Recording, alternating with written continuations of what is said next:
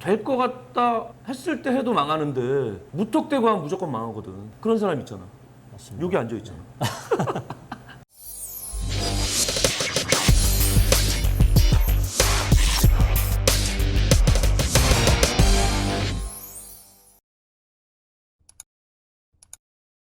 어떻게 된 거야 그러면? 200만 원 그 다음부터 1년 지나고 이제 매출이 서서히 발생을 하면서 1,000만 원, 1,500만 원 이렇게 올라갔는데 제가 가져갈 수 있는 돈은 없어요. 사무실 확장을 하고 직원들 계속 들어와야 되고 그리고 직원 들어오면은 뭐 책상서부터 해서 뭐 전화기 놔줘야 되고 그렇지. 컴퓨터 또 세팅해줘야 세팅해줘야 되고 사업하고 한 2, 3년 이후부터는 집에다가 한 200만 원씩은 이제 갖다 주게 되는 거죠. 이제. 네네. 그래서 이제 와이프가 그걸로 이제 생활을 좀 하게 됐고 사업 초기에 어려웠을 때는 집에 있는 금이고 뭐고 다 갖다 팔았어요. 그때는 이제 빌라 살고 그랬었는데 보일러비를 낼 수가 없는 거예요. 관리비 자체를 낼 수가 없는 거죠. 엄청 네. 덥게 사시거든요. 요즘은. 예, 그때의 어려움을 항상 지금도 머릿속에 가지고 가고 있기 때문에 잘 되든 안 되든 저는 큰 변화가 없어요. 진짜 열심히 사셨다.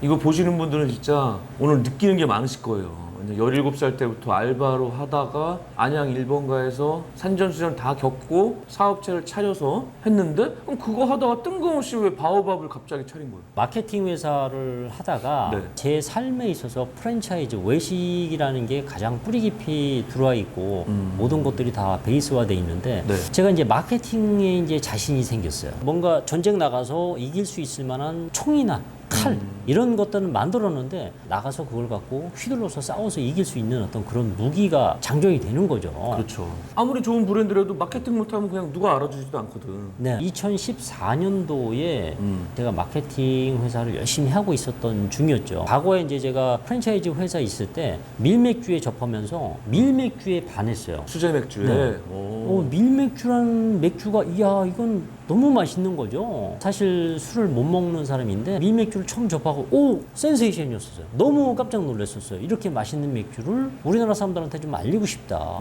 맨날 먹는 맥주만 먹잖아요. 카스 아니면 뭐 오비지 뭐. 요즘 네. 저는 테라만 마시거든요. 그런 맥주만 먹었었기 때문에 안타깝다. 좀 맛있는 맥주를 갖다가 세상에 많이 좀 알리고 싶다. 이런 생각이 있었는데 2014년도에 이제 주세법이 바뀌면서 수제 맥주, 소규모 양조장에 있는 맥주를 유통을 할 수 있는 법이 생성이 된 거죠. 잘 됐다. 그래서 2014년도 7월 정도부터 이제 대한민국의 신생 그 브로리들, 소규모 양조장들을 제가 돌아다니면서 맥주 맛을 보게 됩니다. OEM으로 받는 거예요. 나 이렇게 해서 요 맛으로 해주셔. 그러면 네. 어디에도 없는 맥주가 탄생하는 거네. 네네. 아, 브로리를 차릴 수는 없으니까 그 사람들한테 이제 사오는 거네. 서로 잘할 수 있는 어떤 범위에서 일을 해야 되기 때문에 맞아. 뭐 회사도 분업이 잘 돼야지 네, 좋지 않습니까? 네. 브로리도 기술이 좀 좋아야 됩니다.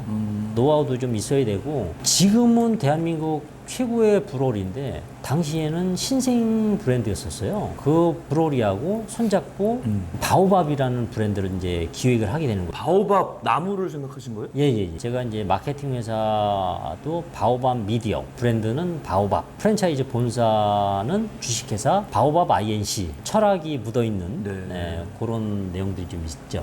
2014년 12월 31일 날 네. 영등포 뒷골목에 바오밥을 오픈을 하게 됩니다. 1호점이자 본점. 네네. 신규 건물이어서 아. 임대료가 좀 비쌌고 너무 뒷골목이라서 다들 꺼리는 지역이었었기 때문에 그때 뭐 넉넉한 편이 아니었었기 때문에 네. 마케팅 회사 하면서 어떻게 모아놨던 돈을 거기다 이제 투자를 다 하게 되는 거죠. 그 얼마예요, 그 돈이? 그때 당시에 보증금이 5천이었었고 5천. 16평인데 임대료가 한 370이었고 싸진 않네. 네. 지금도 영등포에서 비교했을 때는 좀 비싼 편인 거죠. 권리금 같은 건 없었을 거고. 무거리였었고 네, 인테리어 업자들이 제가 그때는 이제 뭐 프랜차이즈 한다라고 얘기를 했어도 이제 시작하는 사람은 사실 사실 뭐 개인점을 차리는 거하고 똑같이 그러니까. 보거든요. 3번, 4번 업체가 바뀌었어요. 자꾸 이제 뭔가를 저한테 작전을 많이 치죠. 장난질을 그래서 애를 많이 먹었어요. 돈 받고 해주면 되잖아. 왜 그래요? 개인 업자들한테는 그럴 수밖에 없는 그런 좀 구조가 좀 있거든요. 병폐가 좀 있다는 얘기죠. 3, 4번의 어떤 실패를 거듭하면서 네. 임대료를 몇 달치를 그냥 내면서 공사를 계속 이어갔던 거죠. 출혈도 많이 컸었고 네. 14년도 12월 30일 날 오픈을 해서 첫날은 제가 기억하기에 5, 6만 원 팔았던 것 같아요. 아이고. 일주일 정도를 테스트를 하면서 여러 가지 느낀 바가 있었고 네. 컨텐츠를 좀 준비하면서 그걸로 이제 마케팅을 이제 시작을 했죠. 당시에 이제 수제 맥주가 영등포에 들어온 적도 없었고 수제 피자라는 것도 없었고 오픈을 딱 해놓으니까 네. 마케팅을 시작을 해놓으니까 영등포에서 그냥 빵 터져줬죠. 16평, 테이블 15개.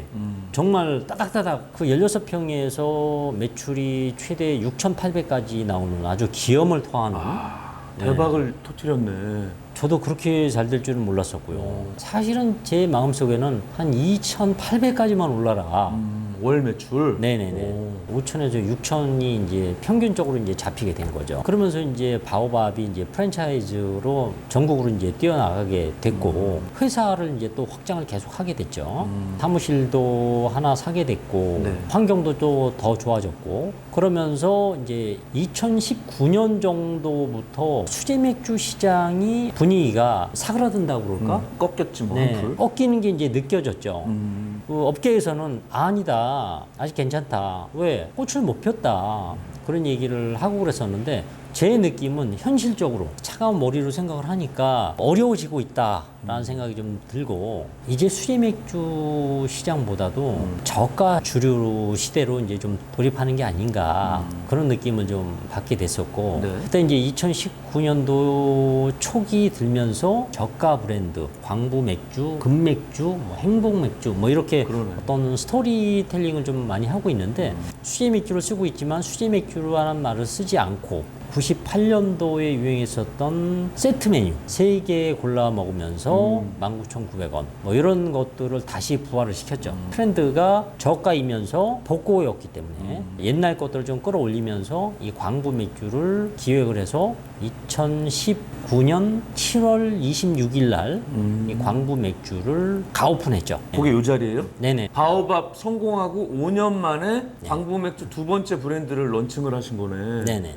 이 방송을 보고 바오밥이나 광부 맥주를 하고 싶어. 가게도 다 계약해 놨습니다. 이거 하고 싶습니다. 그러면 왔어. 그 다음부터는 어떻게 돼요? 과정이? 점포 계약을 하신 다음에 네. 가맹 계약을 하게 되고요. 네. 본사에 오셔가지고 저희 시스템에 대한 이야기를 듣고 그리고 하시고 계약 이후에는 저희 직영점 오셔가지고 네. 교육을 받으셔야 돼요. 일주일 정도면은 다 배우실 수 아, 있고 그래요? 경험이 있거나 이제 빠른 분들은 이제 3일이면 다 배우실 수가 있어요. 3일 만에. 왜냐하면 이제 저희가 시스템을 빨리빨리 할 수 있게끔 반조리 상태의 것들을 오. 준비가 다 돼 있거든요. 레시피가 다 완성이 다 돼 있는 거죠. 2005년에 제 36살 때 사업한다고 까불다가 제 브랜드로 했다가 크나큰 수업료를 냈거든요.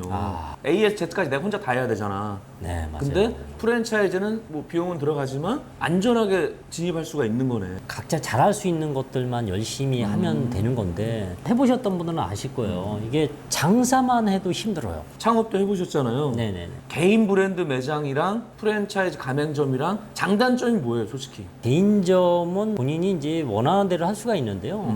장사를 막상 시작을 하면은 3년, 4년 장사에 쩔어가지고 트렌드에 어떤 둔감하게 되는 거죠. 인테리어도 자꾸 경쟁력이 좀 떨어질 테고 신메뉴 개발도 해야 되고 뭔가 자꾸 디자인을 해내야 되는데 네. 그런 거 자체가 이제 어려워지는 거죠. 아. 뭐 장점이라면은 이제 본인이 원하는 때 뭐 문 열 수도 있고 본인이 원하는 대로 좀 편안하게 장사할 수 있다라는 거. 얼마예요, 정확하게? 딱 매장 하나 오픈하고 싶으면. 광부 맥주 기준은 이제 30평이라고 봤을 때 네.